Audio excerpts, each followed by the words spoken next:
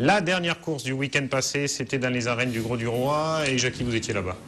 Oui, oui. Pour une belle après-midi, quand même. Bon, c'était des taureaux jeunes, hein, en fait, des espoirs. Ils sont peut-être Gastabo et un peu plus âgés, mais sinon c'était intéressant. Puis il y avait les raseteurs du Trophée des As qui ont. Enfin, certains. Les images vont partir, hein, Jackie. J'espère en tout cas, Régis, merci. Christian, vous n'étiez pas là-bas, hein, donc vous allez découvrir la prestation de votre taureau qui a été l'un des bons taureaux de cet après-midi, mais en tout cas le meilleur du jour, parce que tous ont été bons. Et c'est vrai, hein, Jackie, vous vous êtes régalé du début à la fin. Voilà, on a eu ce premier Parmenora là, qui a été bon. Pour il a baissé d'un ton en fin de course, mais là, au début, il a fait la barrière, il a eu de belles enfermées, il a été intéressant pour un premier.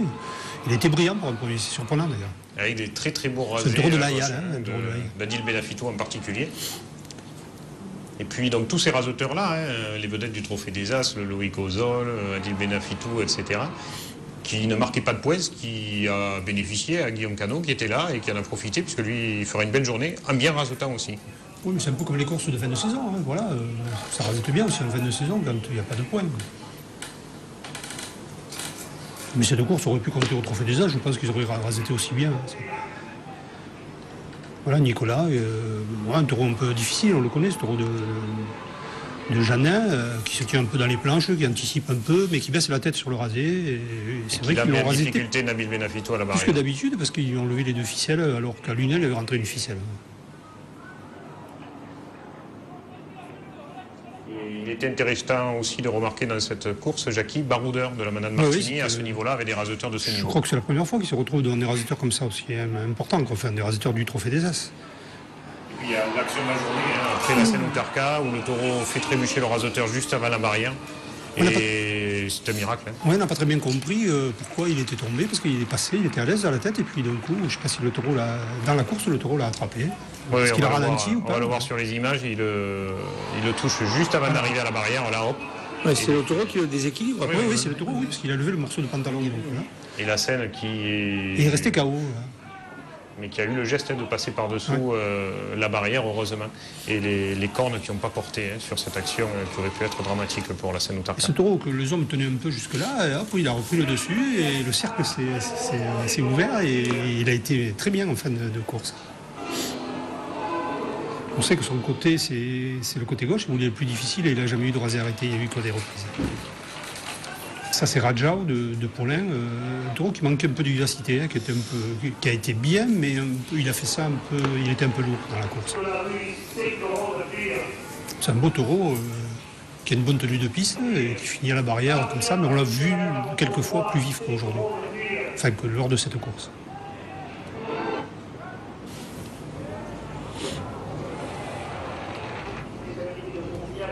La Pesca, lui, avec ses cornes un peu, il baisse un peu la tête sur le rasé. C'est vrai qu'il a de longues cornes, on est obligé de courir un peu avec lui pour mettre la main.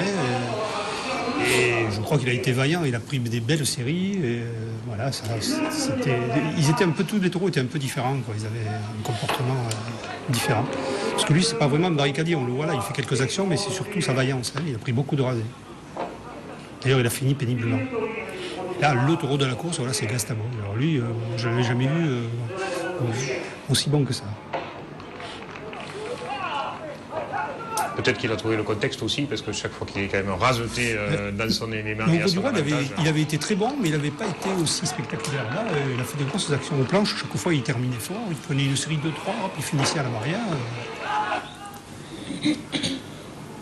Et on voit ces bons rasés de Canot à nouveau, mais tous les raseteurs auront très bien raseté. Voilà, parce qu'on a vu que les raseteurs ne font pas de cadeau quand même. Le taureau fait le coup de barrière, le gars il fait la reprise de suite et derrière, donc c'était pas simple pour le taureau, il fallait qu'il soit dans un bon jour.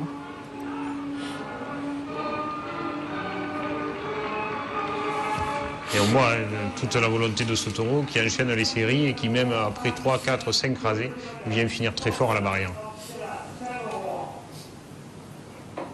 Il est même passé à travers toutes les planches, le tourneur l'a appelé, il est parti sur le tourneur, il est passé à travers les planches, je ne sais pas si on verra les images comme ça, mais il était décidé. Ça a surpris Jean-Pierre Masse qui était de reprise ce week-end-là. On le voit là, mais il est enfermé et ouf, a traversé toute la piste en l'attrapant. Un rasé superbe de Julien et superbe réaction du taureau. Ah, c'est un taureau qui a du cœur, de la noblesse. Moi j'aime beaucoup, on en parle toujours chaque fois que je le vois. Même Christian sur le plateau est estomaqué du quart d'heure de son taureau. Estomaqué, heureux. Oui, oui, oui. Agréablement surpris. Pas surpris.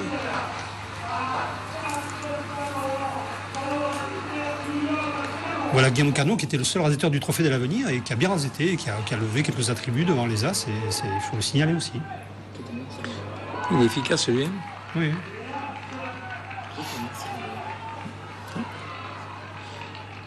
Et on voit la deuxième ficelle donc, de Gastaboy, Christian Achot. Comment vous avez trouvé ce quart d'heure? C'est toujours plus compliqué parce qu'on a des extraits, mais oui, effectivement, ça a l'air d'être une course où il était décidé. Et puis dernier taureau, hein, c'était pas évident de sortir après la prestation de votre taureau et son superbe quart d'heure.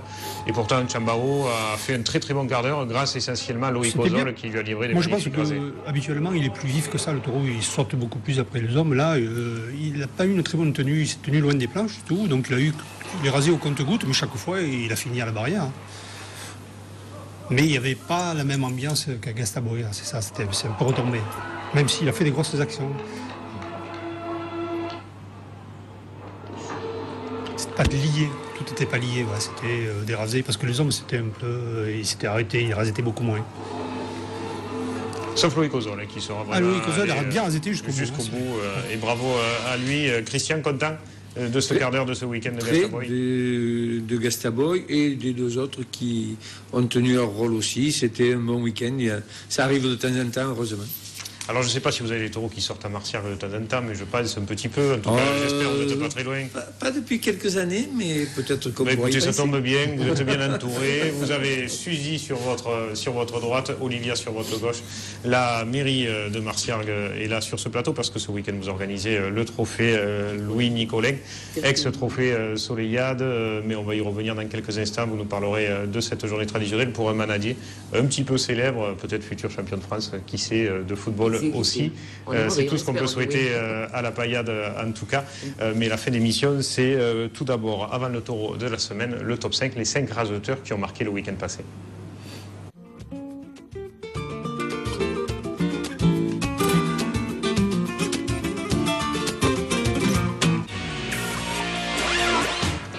Cinquième le week-end passé, on en a parlé sur les dernières images du Gros du Roi, Guillaume Canot, parce qu'il aura réussi son week-end.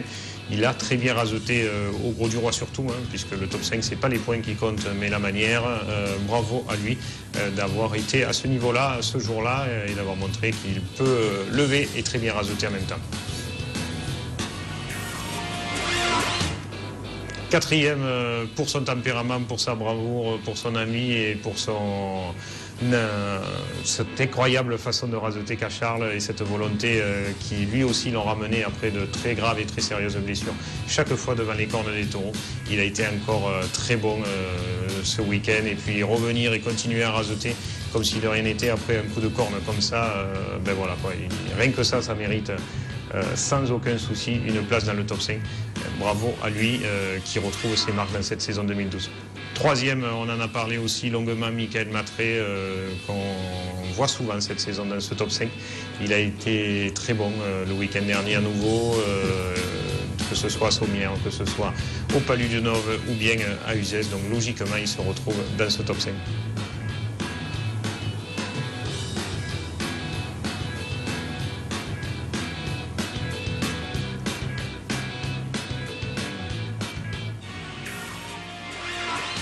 Second cette semaine, Maxime Favier. On avait Lucas Faure la semaine dernière en pole position du top 5. C'est lui aussi l'un des raseteurs vedettes de ce trophée de l'avenir qui en compte quelques-uns de grande qualité. Maxime Favier, logiquement, pour ce que j'ai vu moi en tout cas, de sa course de Marguerite dans ce top 5. Seconde position cette semaine, tout à fait logique. Premier, Loïc Ozol, parce qu'il a montré qu'il était le leader de cet après-midi et de cette très belle course au Gros du Roi, en rasetant jusqu'au bout et en faisant que cet après-midi soit complète et que le 7e ne soit pas un 7e pour rien. Bravo à lui qui a très très bien raseté de bout en bout et superbement fini dans un mano à mano avec Chambao.